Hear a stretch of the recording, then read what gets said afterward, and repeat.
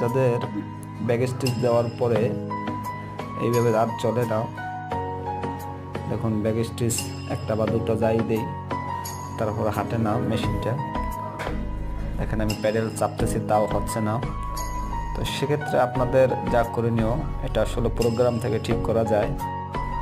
তো আপনারা প্রোগ্রামে P19-এ যাবেন। P19-এ যে এই কাজটি করা সম্ভব। দেখুন প্রোগ্রাম থেকে P19-এ যাচ্ছি।